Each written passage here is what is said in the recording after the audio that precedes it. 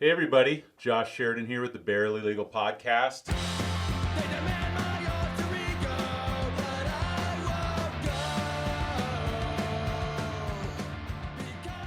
On today's show, I have a very special guest, and I have been quite anxious about this guest for some time, and I had planned to do this show a little bit differently today than I've done past shows, and I was going to tell you about the history that I've had with him, whether he's known about it or not. But instead, I'm going to start off with the story about what happened over the past hour. Uh, my guest was kind enough to drive over the bridge from St. Pete to come and visit me to talk after hours today, and he asked me what the address was. And instead of putting my address of 3302 North Tampa Street, I put 3302 North Jackson Street. And so I sent today's guest to Busch Gardens during rush hour, and he was still kind enough to come back by. So on today's show, we have Pat Klemawesch. How are you doing, Pat? Absolutely wonderful, man. No thing. I'm so happy that you didn't tell me to kick rocks and drive back home. I was half expecting that's what the response would be, but No, man, it was an adventure. And some of the streets trying to get up there were closed off, so it was like zigzagging through. I guess is it Seminole Heights? yeah, yeah. Yeah, and man, It's an up and coming area. I don't know if you make it over to Seminole Heights or Tampa Heights too much. I don't. It reminds me a lot of my neighborhood out on the beach, mostly with like people just kind of wandering at random into the street. Yeah, you get the whole spectrum of life driving And driving around that area. And man, I was going up 40th, right where it crosses the river. Everybody speeds up to like 50 miles an hour all of a sudden. Yeah, And there was a dude running down the dotted white line over the bridge, yeah. like and the cars are just not even slowing down, just kind of, veering to each side to get around him. And oh man, I felt this unbelievable compendium of emotions all at once, starting with awe and terror, and then a little kind of strange admiration, I guess, but Have you man, ever driven Nebraska? never. Okay. Man, it's a different world over here. So there's this old episode of The Simpsons where Bart went to the wrong side of the tracks, and literally on one side of the tracks it was like mansions, and like 10 feet across the tracks it was pawn shops and gun stores. So I live in Ballast Point, which is near MacDill Air Force Base. So my drive to work every day is up Bayshore Boulevard, which is the nicest street in Tampa, then through downtown, and as soon as you get under the overpass, you're coming up Florida Avenue, and it's all halfway houses and all these different things. So literally, I see the whole social strata over the course of about 20 minutes in my drive to work every day. So I completely understand what you're talking about. Um, Before I get into kind of who Pat is and what he's done, I'm still going to tell my story. So as most of you who know me or listen know, I grew up in St. Pete. And for the first 2 years of my high school career, I went to St. Pete High. Now, I went to St. Paul's Catholic School before St. Pete High. And, a Catholic school is a certain type of experience. Then going to a public school thereafter was a completely different one. I was a shy, quiet kid. And I remember this other shy, quiet kid. And he was tall, white blonde hair, very quiet. And he always had a guitar in his hand. And I knew him because he was friends with some mutual friends. And I'd see him around, and that was about it. Well, skip ahead till about 5, 6 years ago. Some friends of mine were going to Gasparilla Music Festival, and they tell me about this band they're going to see called the Hip Abduction. And I was like, oh yeah, that sounds cool. And they said, well, it's Pat's band. And I said, Pat who? And they said, Pat Klemawesch. I said, from high school? Yeah, it was. And so I sit there, they come out, and out comes, uh, the best I can describe is like Thor. He's like 6'5", he's built like a brick shit house, and he comes out and he's playing these exotic instruments. He's playing the guitar, and then one song he starts rapping in Portuguese, and I felt like I was on acid. I couldn't believe what was going on. So afterwards, he walks out and he says hello to everybody, and you know, just a transformation. It's amazing. And then as I learn more about him, his story gets even more interesting. So thank you again for coming over. I'm gonna kind of start at the beginning and go from there. You were born in St. Pete originally, correct? No, man, I was born on an army barracks over in Germany. Really? Yeah, I didn't know my that. dad. What is Klemawesch? What is it? Klemawesch is Lithuanian, but Okay. it got altered at Ellis Island, as far as we can tell. And I think Lithuanians tend to slur more than Okay. the other Slavs. So Okay. instead of a vich, it got turned into a wish. Wish. And yeah, and when my grandfather was enlisting in the Navy for World War II, they had it with this different spelling, and there's different varieties of story that go with Yeah. it. But basically, he was the kind of guy who was just like, oh, I'll keep it. Go with it, yeah. And so, yeah, man. So your dad did you say the Air Force? Dad was in the Army. Army, Yeah. okay. Now, what does your dad do? Because I know I've seen your dad because I know you do a lot of the paddleboarding stuff with him. Yep, Is he a doctor? What was his story? Yeah, no, we practiced together Okay. in the clinic over in St. Pete. Okay. Was he a medic in the Army? He was. Okay. He was. And so how long did he serve? So he did his 4 years for his GI Bill. Okay. Yeah. And then from there, where did you guys move? From there, we came back and went through the end of his training with his residency and fellowship. So we were in Alabama a little bit, in North Carolina a little bit, and then So you moved around a bunch. yeah, and then he settled in St. Pete, where his dad and mom had settled because they had come down and seen it a couple of times during my grandfather's career to be at MacDill. Who was your grandfather? He was in the Navy. Oh, was he? Yeah. Oh, wow. Yeah. And so they, it was a place we always visited to hang out with the grandparents. And then they, finally when he finished his training, they were like, "You guys want to move to Florida?" And I'm like, "Heck yeah, that's the land of ice cream and Beaches staying up late." And, sun, and, of course. Now, is it just you and your brother, or do you have another sibling? It's me, my older brother Chris, and my younger sister Sasha. Well, I didn't know Chris was your older brher. I thought he was your younger brother. Yeah. Okay. How much older is Chris? He's 2 years older. Okay. And then how old's Sasha? Sasha is 30 years old right Okay. Does she live locally or did she move away? now. No, excuse me. She's going to be mad at me because I forgot her exact birth date. 33. Okay. And she is living local. She's working at the VA right now. She's Okay. in internal medicine. Oh, and is she a doctor or is She she? is. Oh, Yeah. God, the genes in this family. Yeah. So now, is your father an allergist too, or is that? He is. Okay, Yep. so you had that in the blood. Do you remember going to the office as a kid? I mean, was it something that registered with you as a younger guy? Yeah. Well, mostly that I didn't want to do it because everybody, You don't want to do what your dad did. pinches your cheek and For sure, uses the follow in the footstep line and all that. But no, that was we'd go and hang out with him after work, or anytime you got anything that needed medical care, you went to that office, for and sure. he'd figure out so one of my most memorable ones was getting a pencil stuck in my leg. Oh no. In grade school, and the tip breaking off. Yeah. And not telling anybody because I knew I was going to have to get a shot or something. Yeah. And so it got discovered like about a week and a half later with the fragment still in there and everything. And so like, we're going to your dad's office. My wife's dad is an orthodontist, and he was a pharmacist, but he's got, and this is kind of probably TMI, but he's got in his top drawer a penny that my wife digested. Oh, wow. And passed through the other end, and it's as shiny as you'll ever find a penny. Yeah, man. Going through the body, it just cleaned it right up. So that's his lucky penny. It's totally lucky at that point. Yeah. So I'm sure she'd love that I'm telling you and everyone listening this story. So was your dad into music? Did you have music in the household as a kid? How is it that you kind of came upon that? Because I remember you were playing the guitar pretty early. Yeah, man. I was a Suzuki kid growing up, where you do the Suzuki violin method. Yeah. And so and played with like the youth symphony and the youth orchestra and stuff like that. And around it was sixth grade, because you go to middle school and Did you go to Shorecrest? I think I asked you that. I remember. I went to Shorecrest for grade school. Okay. And then Seminole Middle School. Okay. But middle school is just a different animal, man. There's kids with mustaches. Oh, for sure, yeah. Yeah.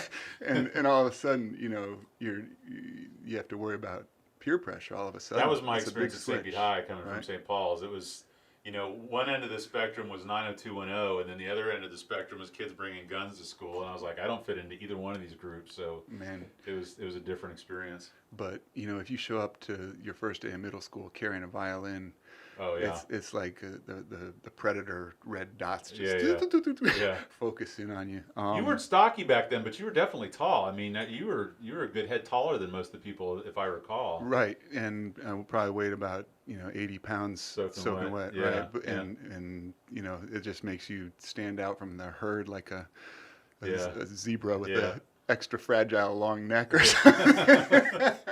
So this, I But don't know the Suzuki method. Is that a teaching method or is that a? yep. Okay. It was a really interesting dude in Japan who basically studied the way that people learn music, and it's a way of taking simple rhythms and melodies and getting people to start by playing not just scales and Chords or whatever. exactly, but by doing essentially the concept of the etude, the study, where you get a riff Yeah. and you learn how to riff. And so they get you to play different rhythms on single tones and everything else, and then incorporate that little by little by little into getting you to play a full song and everything else. And so a lot of kids who study classical music, they start with the Suzuki method. Okay. So did that? I would imagine that helped you pick up the guitar and probably the Most reason you play all the definitely. instruments that you play.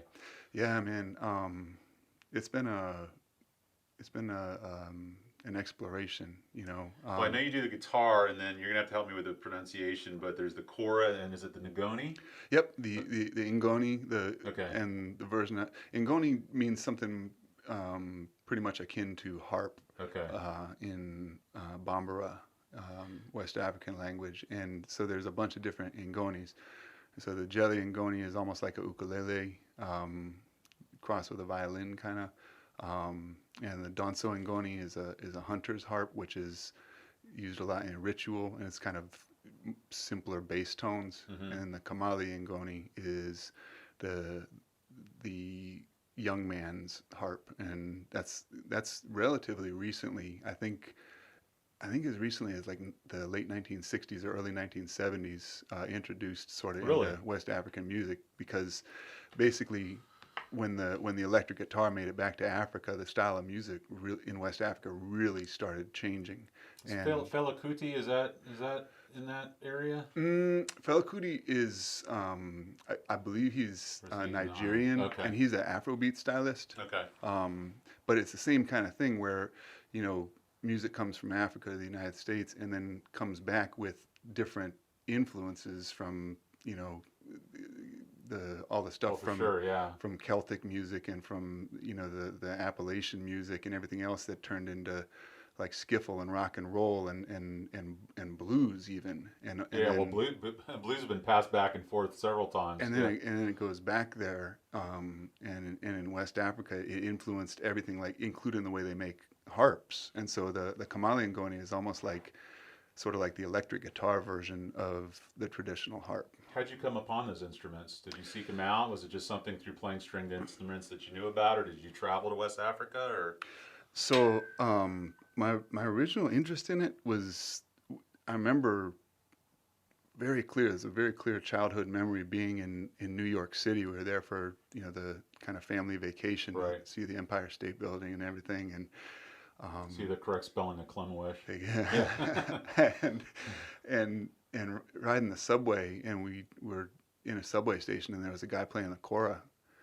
and man, I was just transfixed by Right. it, man, and my parents were kind enough and wise enough, I think, to let me sit there and watch it and not try to drag me away and get on with the day.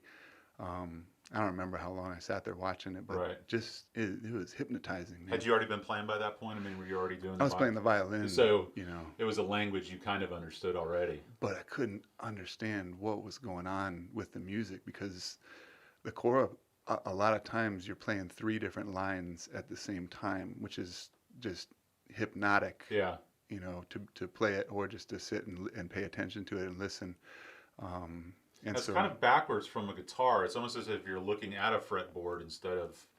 Yep. And can Yep. you Yep. do chords on it, or is it just Sure. finger picking, or? Sure. You can play chords on it. People are expanding the repertoire of it Yeah. nowadays and putting it in lots of different types of music, playing it more like a traditional Celtic harp. But the old school way of playing choral music is you play a bass line, you play an accompaniment, and you play essentially like a solo or an improvisation Wow. over the top of it. Yeah. So it's like playing piano with three hands, kind It's of. like what do they call it? Not kinetic chess, but you're kind of a vector of different things at one time. That's Yep. pretty cool. Now, which is the one that you played the most when you were doing the hip abduction? The bigger one, is that the Cora or is that the Ngoni? Yeah, with the hip abduction, I played the Cora and the Kamali. Okay. Yeah. Okay. So skipped ahead a little bit, but so after high school, you went to Harvard. That's pretty impressive. How is it that you was that the only place you applied, or is that where your dad went, or how is it? I mean, obviously that's the school to go to, but No, I think we were all as surprised as anybody. Just applied and got in, and it was hard to say no to. were you there at the same time as anybody, Zuckerberg or Jared Kushner or any of these other people? The voice of Aladdin was Oh, there. okay. One or both of the Gore girls were there. Oh wow. I don't think Zuckerberg was there. He was after me. We didn't have. We had a Facebook, but it was just a book. It Yeah. was like a magazine. Yearbook almost, Yeah. Wow. So how I mean, I love Boston. I'm Irish Catholic family, so I go up there and I kind of feel at home. How was that experience for you? I would have a hard time going to school living in Boston. Yeah, I think the that it's a big city, and coming Right. out of when I was growing up in St. Pete, man, it was not. It wasn't Near St. as- Peter today. Yeah, No, it was definitely not. ghost town. Way quieter. Our moms used to drop us off downtown to skateboard on the Oh, for weekends sure, because yeah. it was the safest Damon's place Landing or whatever. And, yeah. Yeah, The pier. you wouldn't see a car all day. You could skateboard downtown all day long. You wouldn't see one car. Right. But no, Boston was incredible, man. And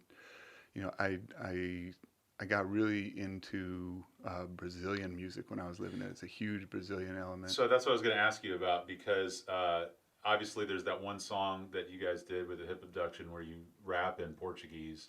And so to give you a little bit of story about myself, both my parents passed away in the past 2 years. My mom died, both of them died of cancer. My mom, the first time she got cancer was in 2005, and after that I kind of went into this depression. I was trying to figure out what I should do, and I got into Brazilian Jiu-Jitsu, and I started training with Robson Moura, who's an 8-time world champion, RMNU, and I became friends with a ton of Brazilian people who speak Portuguese.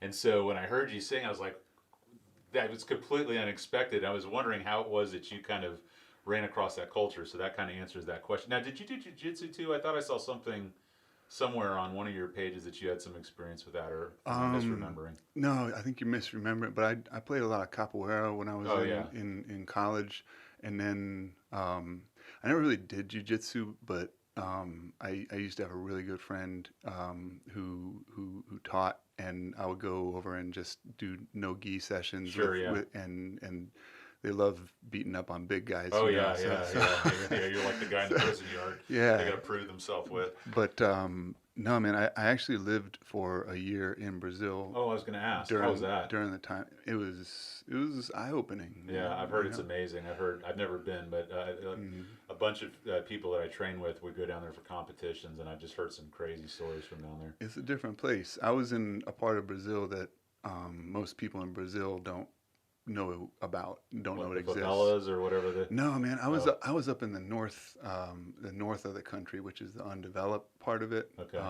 So it'd be like if somebody, I don't know, took you to Ocala. came to the or no, not even Ocala, more like Two Egg. Yeah. Or one of those towns you never even heard of up in the Panhandle. But we were I was up off of the Tapajós and the Amazon rivers in a little town called Santarém. Which is a lot bigger now. Same as this was in college? Yep. Wow. Yep. Now, was it study abroad or? I got this crazy idea. I was studying ecology Okay. in college, and I got this really crazy idea that I was gonna prove a fundamental theory in ecology by tracking um, fish migrations Oh wow. in the Amazon, and um, How'd that work out for you?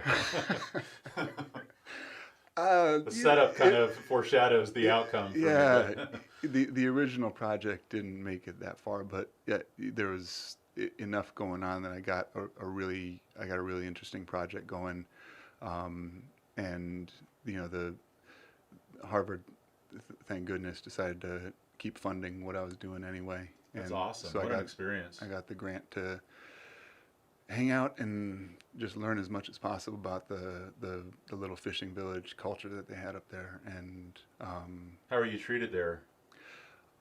Giant white mostly guy walking around. mostly with just hilarity, Yeah, like yeah. so the people that live in the river communities, a lot they'll affectionately refer to themselves as caboclo, which is kind of like, I guess, like hick maybe Yeah, would yeah. be it can have that connotation. People can make fun of that word, but Right.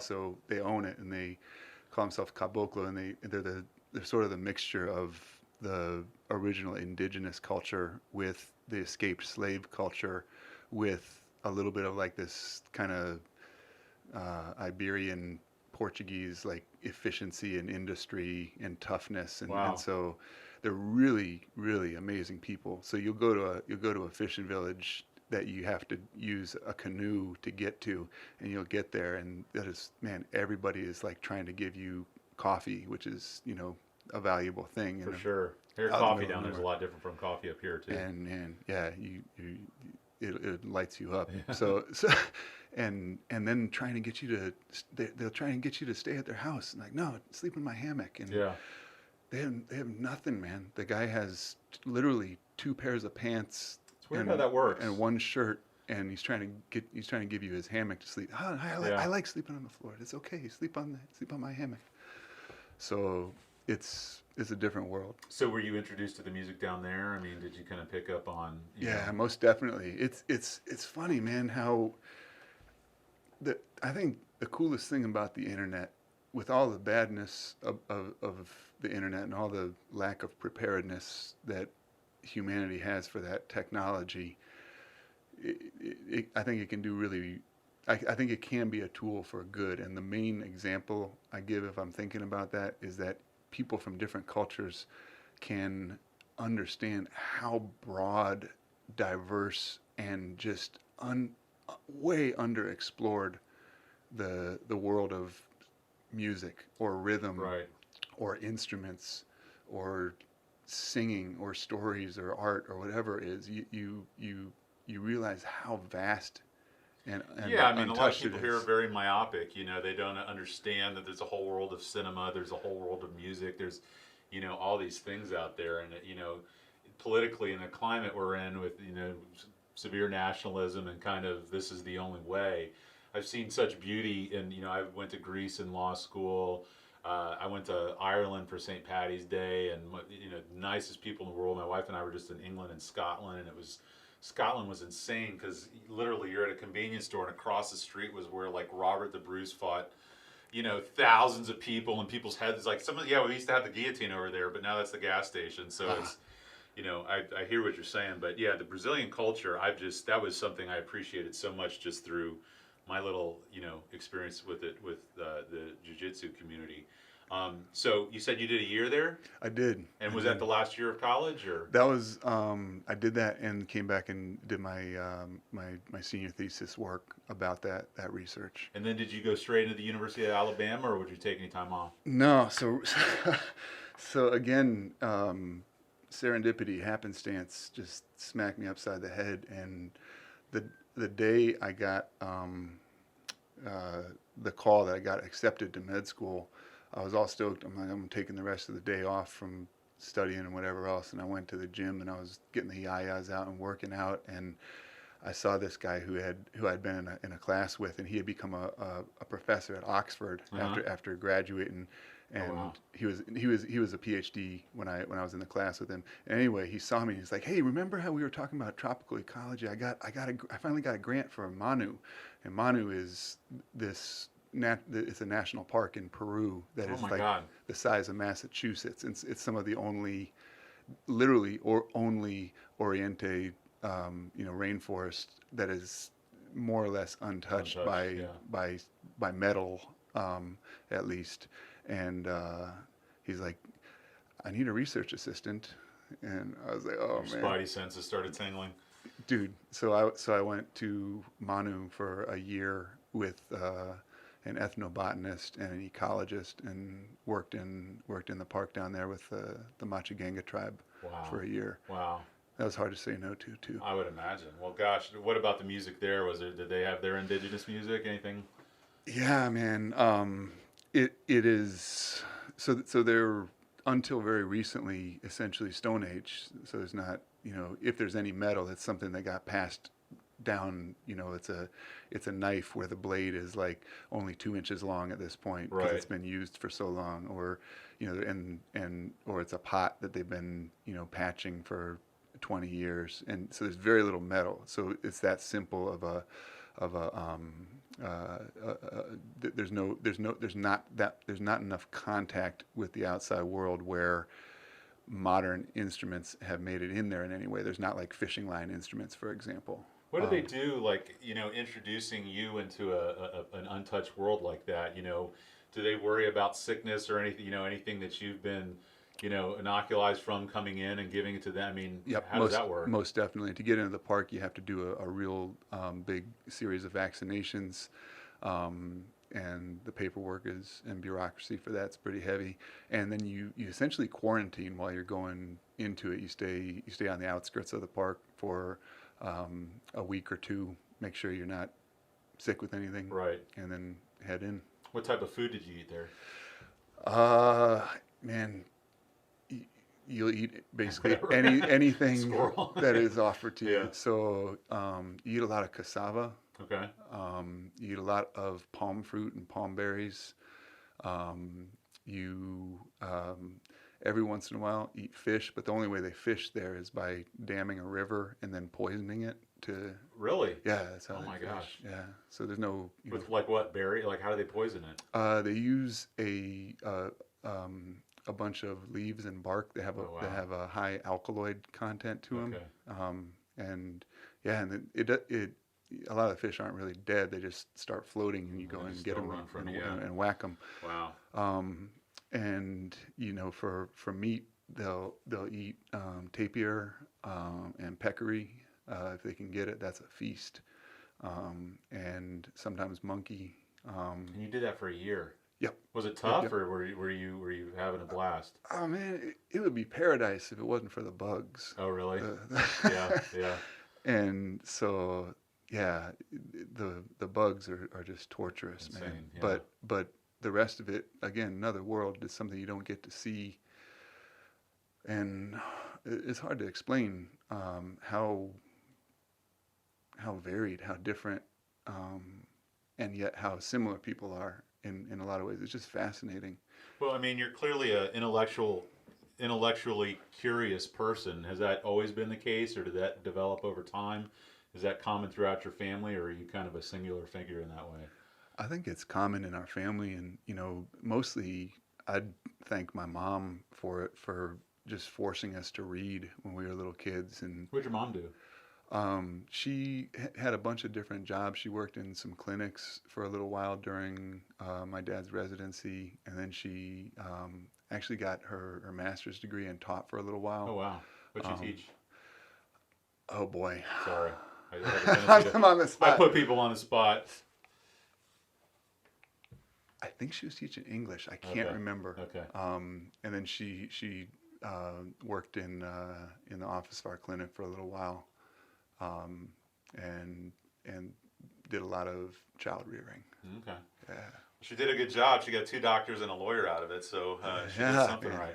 So then you get back from Peru and start University of Alabama, or? Yep. Okay. Yep. Right into it. And did you know that the allergist thing was that you're gonna is that what you decided at the outset, or did you kind of come upon that? Oh, no way, man. I wanted to be an orthopedic surgeon. Oh, really? Yeah, that's Oh man, the in the PI trenches. attorneys would have loved you. Yeah. Yeah, and they kind of push you into that if you're on the larger size. Really? Yeah, you have to be a little to It's a pull physical to area of pull medicine to to pull a practice. hip out of a socket. Yeah, You got have some torque. it's not it's not a gentle art.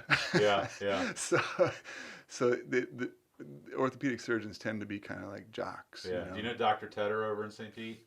Jeff Tedder? I just by reputation. Oh, Yeah. he's enormous. He looks Yeah. like Ron Burgundy if he was like Yep. 6'8". I mean, he's a huge guy. Over Yeah, there. Coco Eaton too, man. Yeah. Big dude. Yeah. So, but at some point you steered away from that and got into the. What do you call the study of allergies? So allergy and immunology Okay. is a subspecialty of internal medicine. Okay. Or you can go into it from pediatrics. Okay. Which is really cool because it's one of the only remaining specialties that you are expected to treat all ages. Right. That is wow. I hadn't even thought of that. So I told you my wife's family. Her brother's an orthodontist. Her father's an orthodontist, and his sister we call the triple doctor because she's a dentist.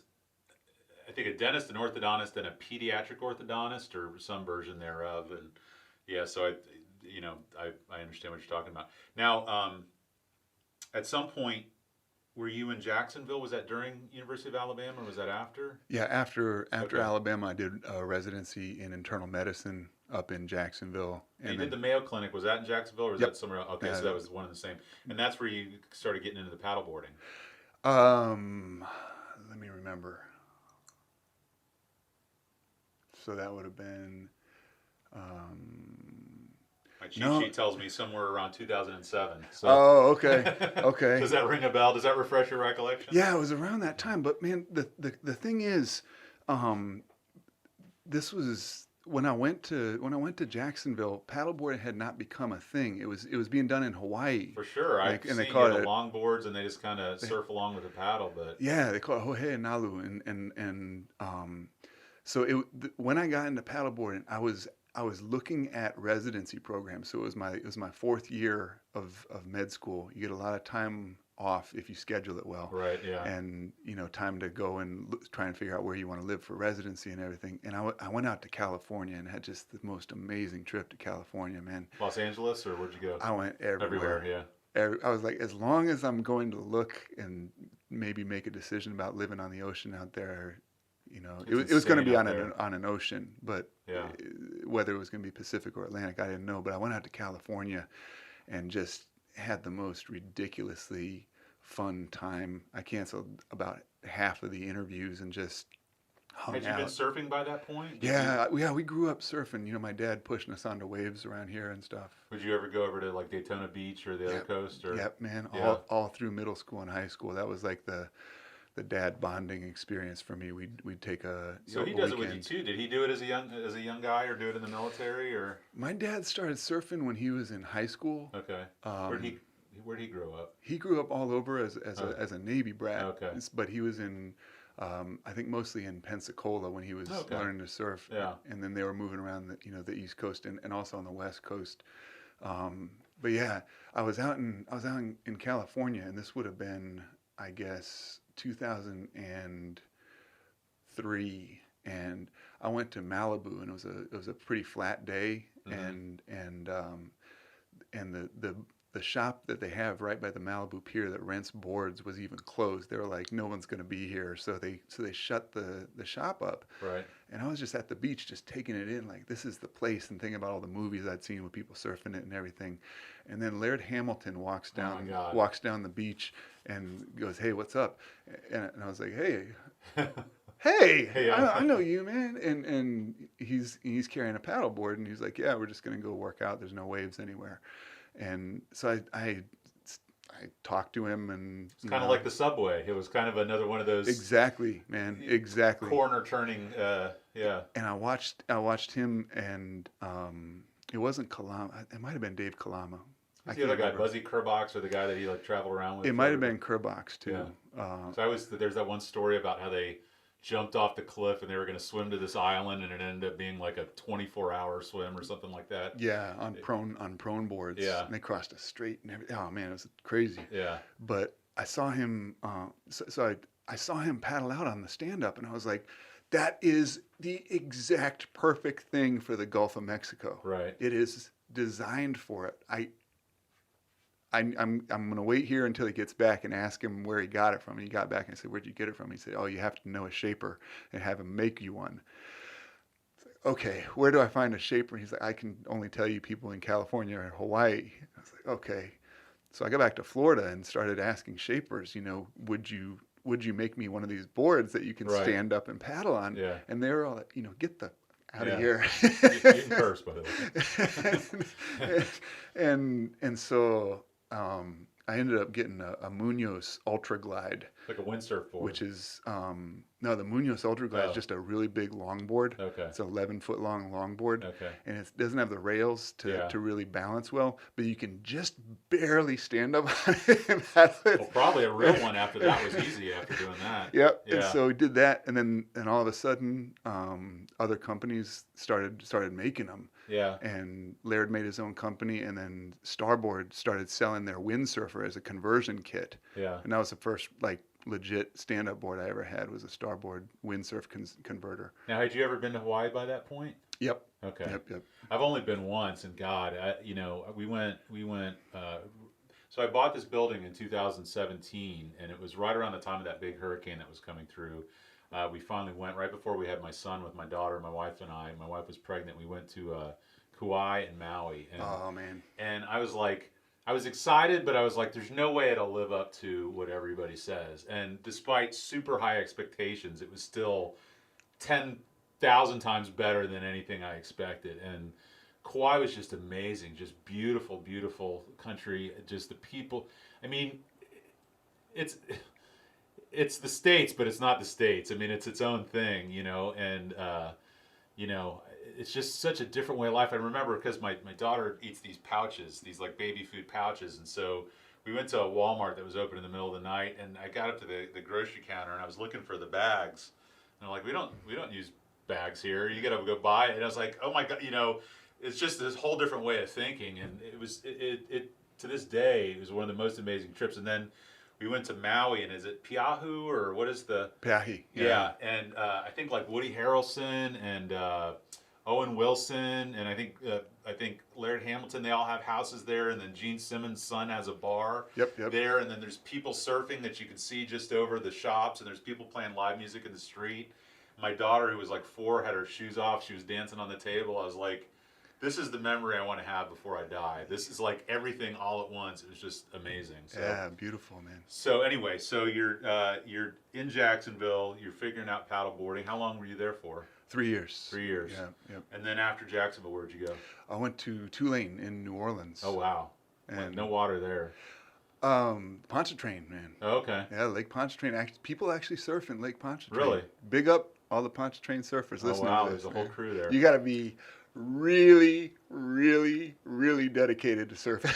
Yeah. Is it cold? The only time there's waves is when the wind blows really strong with like a nor'easter kind of coming down north off the lake, and so the south shore of the lake. There are places where people will go, and it's like the Gulf of Mexico on a bad day. Yeah. But you can technically ride a wave. Do it. So if you're hungry enough, you'll go for it. So how was New Orleans? That's a whole other experience. Yeah, and musically especially. Musically, it is absolutely unique in the States. It's absolutely unique in the whole world as a place for music, which has its good points and bad points. It's a supply and demand kind of thing in a way. Yeah. There's musicians there that you watch and just sink into their music and their style and how unique and how effortless and how just fluid it is, and then all of a sudden you come back to yourself and realize you're in a bar on Bourbon Street and you're watching a cover band, and it's some guy who's been playing for $10 a night for the last 30 years. Yeah, and there's one at every other bar and every other corner, and we went there for I think it was Mardi Gras, and I'm like a jukebox freak. If I find a bar with a jukebox, I will piss away $100. So I was sitting there, and I was I was trying to find a Van Morrison song. I was putting in there, and all of a sudden, all these guys walk in with suits and they have earpieces on, and it was George Bush's daughters came in there with their boyfriends, and the Secret Service just like infiltrated this bar, and I was like, this is insane. But so I played music for George Bush's daughters all that night. It was pretty cool. But yeah, New Orleans was rad, and as far as a musical town, I mean, that's got to be top 5 in the country. Yeah, So. I had a chance to play with a samba and pagoji band there, which was there's an actual. I think it's the only place in the United States where they make this happen. Maybe outside of Boston, San Francisco, maybe, where there's an actual honest to goodness samba school in New Orleans, and that means that there's a school for teaching the drumming. And in the same school they teach the dancing, and in the same school they teach how to make the costumes for Carnival. Oh wow, it's the whole deal. Yep, and in the same school they teach, and they also mix it with Mardi Gras culture. So they teach kids how to do stilt walking and stilt dancing. The Creole, the French, it's awesome. That is really now that actually just said that reminded me because I know you did percussion and hip abduction too. Is that something that kind of came later after the stringed instruments, or do you kind of always just banged on stuff for?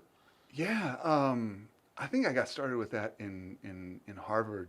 Yeah, just there's some amazing African drummers up in Cambridge and Somerville, especially. Did you play in any bands up there? When did you start playing in bands? I did. Well, I played most of the time I went to Capoeira was just to play music. Oh, really? Yeah. Yeah, and I play the pandero, which is like the skin tambourine. Yeah. Or the berimbau, the musical bow. And then we had like a little samba band thing that we did. We play at little parties and stuff. And I don't know. I guess at that time I was playing in coffee houses and stuff, and open mics. Right. I played in bands when I was in high school. Did you? But yeah, they What type of music? There's a guy, Hunter something, that played in a punk band. Yeah. Do you remember? It's like Hunter Herring or Hunter Herring, yeah. Yeah. It was Down by Law, I think was the name of it. And I remember I was impressed by them because they were on Epitaph with Bad Religion and all these other bands. That just popped into my head. So were you playing like rock music, punk music? Or was at that age, pretty much everything turns into sort of punk music and bar music. Yeah, and let's see how loud we can play power chords and how fast I can solo. Right. Yeah. and just make it as loud as humanly possible. But it evolved. It got a little bit more nuanced through college and. Yeah, definitely, man. So you finished in New Orleans, and then is that entry back into Florida, or was there somewhere else in between? Okay, right back to St. Pete. Right back to St. Pete, man. And right in with your dad, or home sweet home, man. Came back, built a little house out on Sunset Beach, and started practicing. And that's where and you're living in that same place now. Yep. Yeah. So how is it working with your dad? It's great. Yeah. And I think we kind of complement each other stylistically, and he's old school, you're new school, or there's a little bit of that that angle to it. But also, man, he's an amazing diagnostician. And it's like me or you saying, Michael Jordan was a great basketball player, versus somebody who works for a really long time to get to the NBA and then plays against him or plays with him, and then comes up to you and is like, he's a great basketball player. It means something more when you when you see it with different eyes, Yeah, no, I mean, it's kind of like music. I was late into the game and nowhere near, what you do, but I find myself listening to music differently, kind of knowing what goes into it. And so in a similar way with medicine, there's this podcast I've been crazy about lately called Crash Bang Boom, and it's a drummers podcast. So it's all these crazy drummers from all these bands, and I was listening to this one, and it was Dale Crover, who's the drummer for the Melvins. Oh, man. And he was going through about the height of your seat and the angle of your cymbals and the blah, blah, blah, blah. And I was like, I would have never even thought to think about that and how that affects, like, he was talking about like these shoulder injuries that all these drummers get because they put their seats in the wrong spot and all this crazy stuff. And it's just like, it's amazing how much you don't know. Like, the more you learn how much you don't know. So hearing you talk about your dad, I'm sure it's an education outside that you got at the University of Alabama or Harvard or whatever. Yeah, so I'm super lucky to get to hang out with him. Well, plus, And I mean, my dad was, the biggest figure in my life, and I wish I could have, been around him more as an adult. So that's got to be awesome. Now, your brother Chris, are you guys hang out? Are you guys close? Or yeah, man, yeah, he's super into music, and so I saw him at Slayer concert. Yep. Yeah. He was sitting there. I was like, I know you, and I figured out who he was, and he had his Crowbar shirt on. He was there with his wife or his girlfriend or whatever, and Yeah, he's gonna, when he's 90 years old, he's gonna be the coolest guy in the nursing home. Like, yeah. you want to hear about some of the shows I went to when I was a kid, man? And does he play at all? He doesn't play music at Okay. all. He's never really been into doing that, but he's got a really good ear for like, for lack of a better word, for soulful music, Yeah. and also for just the energy in different types of music.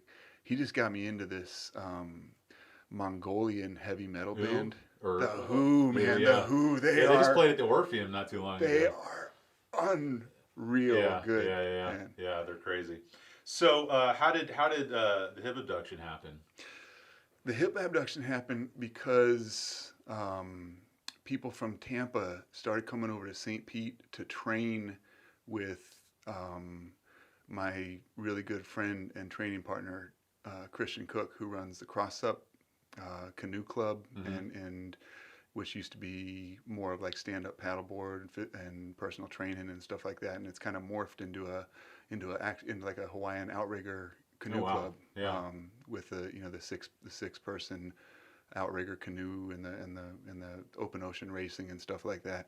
And anyway, he was starting this thing, and we always mess around and train together and do crazy stuff like pull weights with a bicycle, or just trying stuff out, messing around, breath holding ice baths. That's how you did and stuff like that. It's you got to stay curious. You got to keep trying. Well, stuff. I'm telling you, you are. I mean, And so anyway, people from Tampa started coming over to hang out and train and try paddling and surfing and whatnot, and they would, like, I guess, just kind of bring friends. And one of the guys they brought was trying to start the band, and they were kind of playing like Dave Matthews style music at that point. They actually had an album, like an LP at that point, with like one or two reggae songs, but the rest was like acoustic. It's really cool. I mean, when I heard it, it definitely heard David's voice was like Paul Simon, and a lot of people made that comparison. Yeah, and Vampire Weekend was kind of out and around that time, so it was kind of a world. But those first two albums especially were just on repeat for like 3 summers for me. It was, infinitely listenable music. Oh man, that makes me happy. It's just really cool. So who was the guy who was training with you? Was it David, or was it one of the other guys? Yeah, David. David came over just once, and then afterwards, is it Kapowski? I think I went to school with him too. He was in there. Chapowski? Yeah, I think he went to St. Paul's too. Yeah. Anyway, we have a lot of mutual friends on Facebook, and there's a lot of Chapowskis in St. Pete too. The Polish community. Yeah. But no, he came over, and then after we went swimming or whatever we were doing that day, somebody said, "Hey, this guy plays African harps, and he plays the guitar. You guys should play for us, jam for us, or whatever." And so we just sat on the porch and played the core and the guitar for a little while, and we're like, "Okay, we should get this together, man." Well, I just, I being a father and owning a business and being an attorney, I can barely fit it all in. So when I think about being in a band, being a paddleboarder, being a doctor, all these things, I mean, you've got to be pretty good at time management. Is that something you had to develop, or is that something you've always had? You just don't sleep. Yeah. Yeah.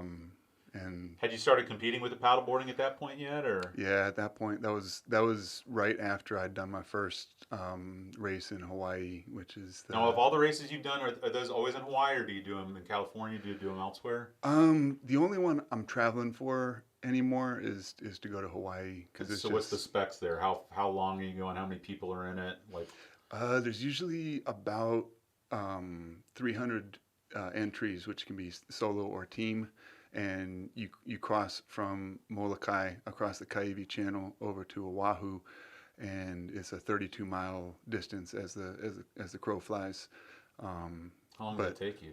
man, it really depends on the conditions. Oh, really? So, and you know, and the innovations in the technology too. It's getting Is it a big jump each year? It was like the 4-minute mile. Everybody, Yeah. you know, When someone does it, everybody does it. everybody keeps dropping the times, and you're like, there's no way somebody's going to cross in under 4 hours, and then somebody crosses in under 4 hours, and you're like, all right, Yeah. here we go. Yeah. And What kind of training do you do for that? you do as much open ocean work as you can. You do a lot of endurance work. You do a lot of conditioning. You do a lot of body weight work. But the most important thing is that it's a totally demanding It's like these ultra marathons. It's like activity you gotta where put your life on the line almost. Yeah, well, I wouldn't. Not quite Wouldn't that go far, that but it's, you're leaving it all on the You, field. I you mean, have a boat with you in the middle of Yeah. the channel, you know. Yeah. So, but you have to be so totally in the moment. It like necessitates being in a flow state kind of, Yeah. because you're trying to use the ocean to propel you forward, but you're doing that only with maximum effort because it's not breaking waves, it's just swells. Yeah. So you have to try and match the swell speed in order to be able to allow gravity to impel you, you know, and so you have to be able to just pull out a lot of sudden energy whenever the ocean demands that you do it, and then be able to concentrate, balance, be totally aware of your surroundings, and keep it mental moving. as much, if not more than physical. It's totally mental. It's exhausting, but man, it's amazing. There's Now, does nothing size like help it. you or hurt you? I mean, there's not Man. weight classes. Is there age bracket? Is it Yep, just? it's age bracketed. Oh, okay. Age bracketed, and so there's a bunch of different stipulations that have changed over the years in terms of the size of the board that you can use, whether you're solo or with a team, whether you can have a moving rudder on your paddle board, and there was one point where they were trying to do they were thinking maybe the double hull was going to be the next innovation, so Oh, they wow. had rules about that. And now the new class that is just tearing it up is the hydrofoil class, where they don't actually ride on the bottom of the board.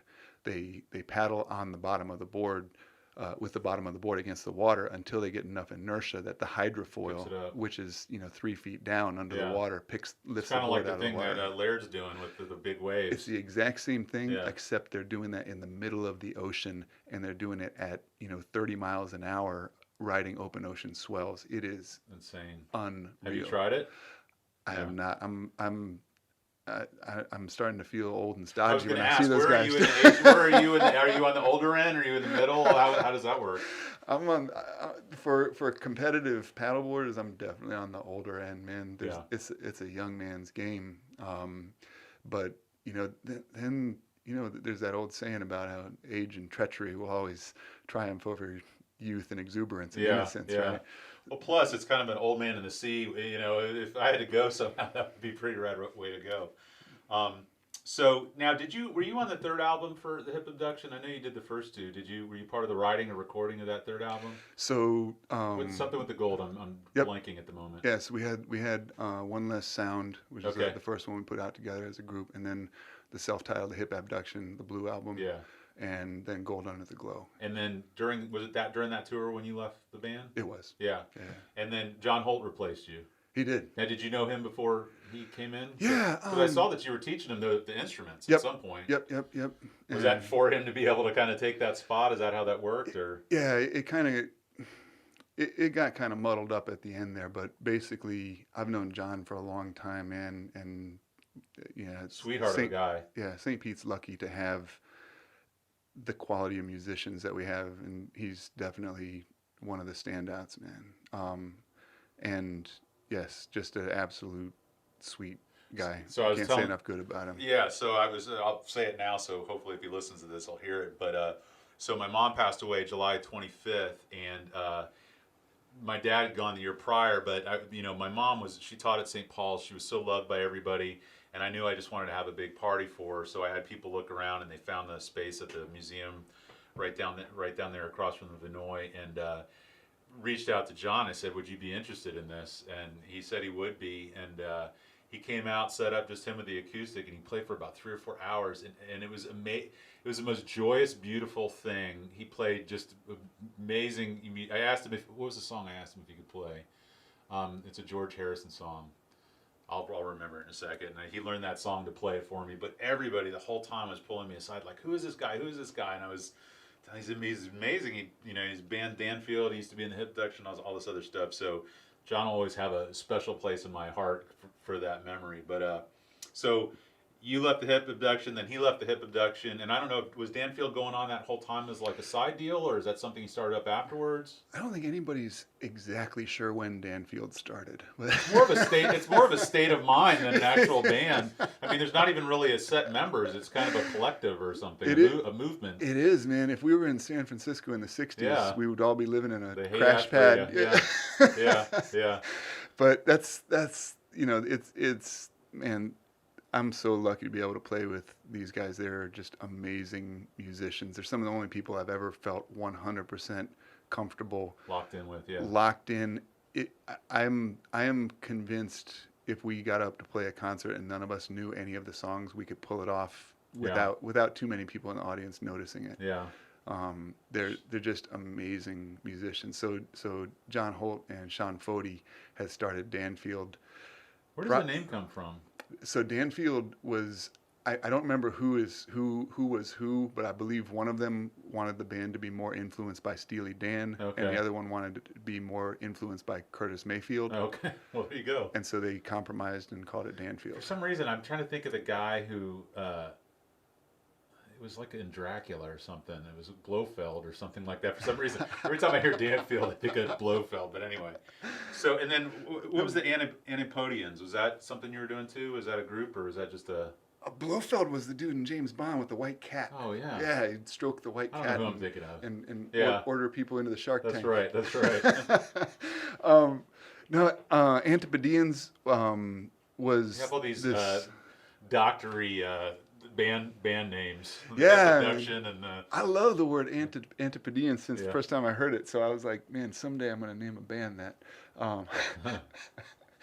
But that's a project that we put together with some of the folks from Danfield and some folks from other local bands to get my kora teacher over and playing live music in St. Pete.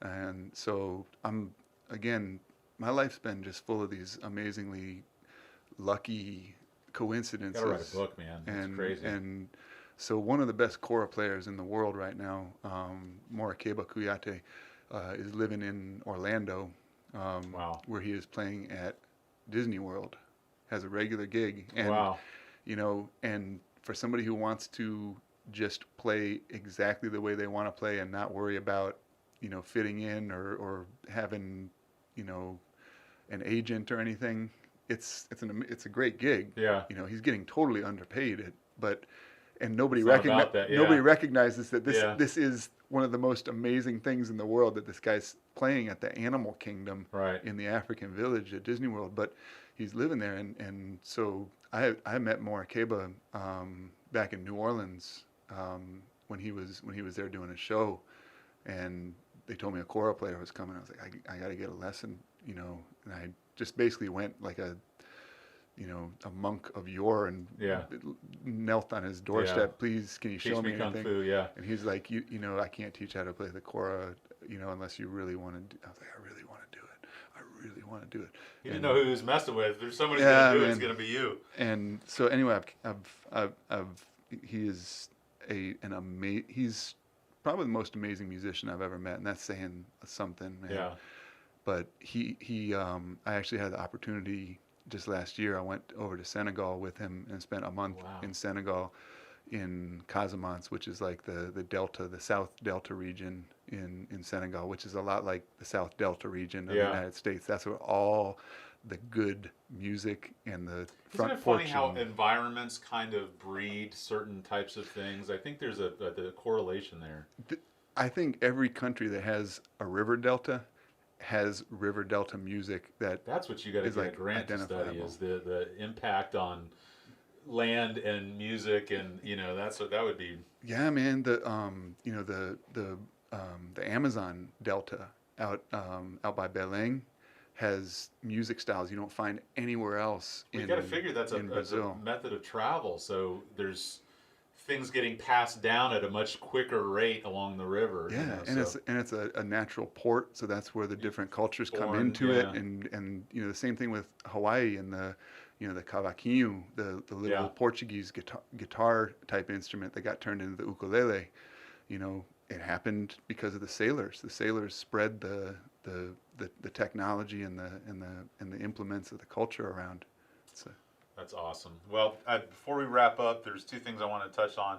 One is, and I was doing some homework on you, and there was an article that wrote about you, but you had this Thoreau quote that you have on your Facebook about, with all your science, can you tell me how it is that light comes into your soul? And you probably forgot you had that or don't think about it anymore. But the reason I the don't, reason I don't go on Facebook much, man. well, I know, but I read the article and I found it, and the reason it kind of resonated with me is my dad was in the seminary to become a priest Uh-huh. before his dad took ill, and his dad used to live out on St. Pete Beach. He was up in Conception Abbey, Missouri, and he studied philosophy, and he was in the seminary to become a priest, and he came out and he took care of my grandfather, and he started teaching biology at Azalea, and then he taught at Northeast, and he was a man of science, but he was also a man of faith. And looking at that quote, it kind of the juxtaposition of those two things and kind of occupying both worlds. It suits you because I kind of feel that that's what you're doing. Through your music, through your paddle boarding, but then also being a man of science. I just think it's somehow to kind of juxtapose those two things over each other. Is that something you think about? I mean, is that something that resonates with you, or is that just you don't know any other way? Man, I just try and do my thing and try and live an examined life and live a good life. Thoreau would, I must have put that back there on that Probably drunk, right? back like in college. Yeah. I was really into Henry David Thoreau It's a in, good in one, college. I used to ride my bike from Harvard out to Walden Pond, which is just an I didn't even amazing. think I realized it was up there. Yeah, it's Oh, outside wow. of Boston. He didn't go all that far. No, man. yeah. Just right behind a Circle K.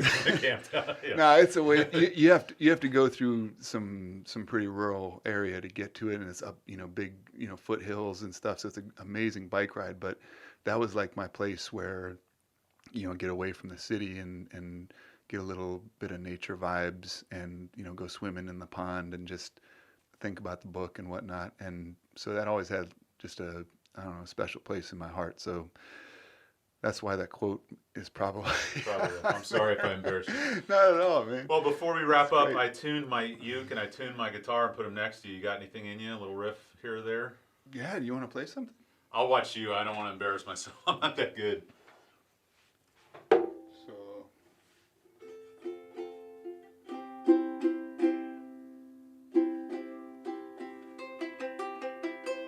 Is that coming through in the mic? Yeah.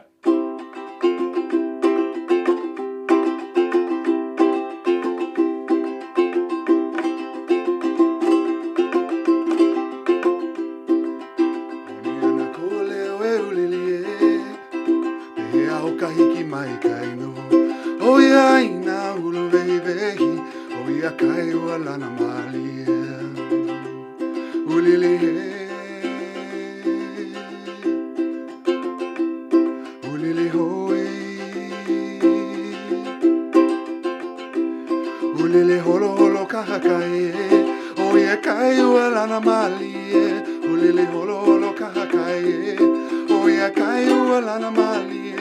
Oye kai wala na malie, oye kai wala na malie.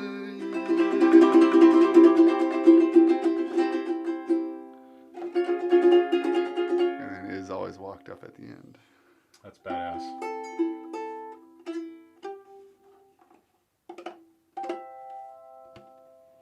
Wow. I wish I had a camera in here. Thank you so much, Pat. Hey man, it's It been was my awesome. pleasure. Thank you so much for forgiving me for sending you to Busch Gardens. But this was everything I hoped it would be and more. Yeah, it was an adventure, man. Thanks very much. All right, you have a good night.